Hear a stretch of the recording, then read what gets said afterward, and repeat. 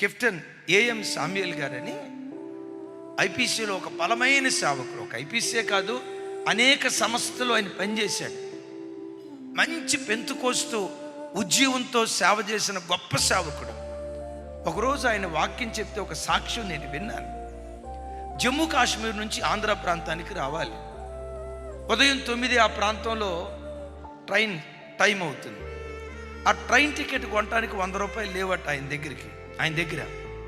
ఇంకొక గంటలో ట్రైన్ రాబోతుంది, డబ్బులు లేవు. ఏం చేయాలో అర్థం కాల.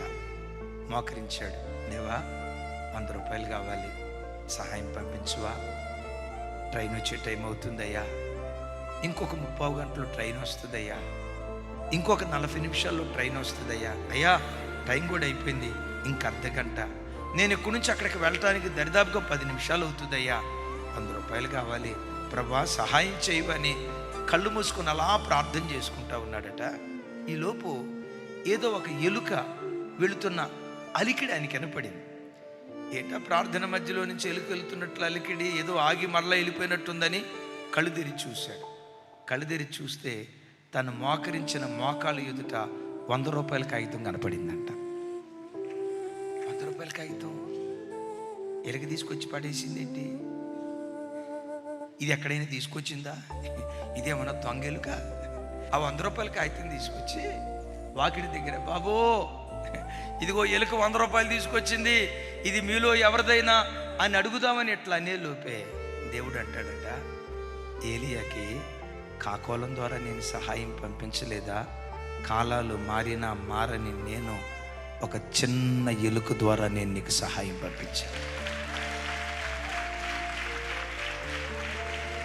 ఏది వెతుకుతున్నాడో అది ఆయన పాదాల దగ్గరికి దేవుడు తీసుకొచ్చాడు. చెల్లి, దేనికోసం వెతుకుతున్నావు నువ్వు?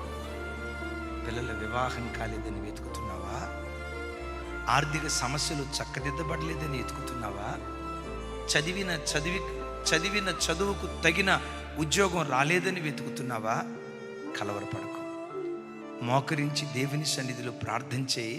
నువ్వు ప్రార్థన చేస్తూ ఉండగానే పరలోకం నీ కొరకు పనిచేసి దేని కొరకు వెతుకుతున్నావో అదే వెతుక్కుంటూ నీ దగ్గరికి వచ్చేటట్లుగా దేవుడు కార్యాలు చేస్తాడు.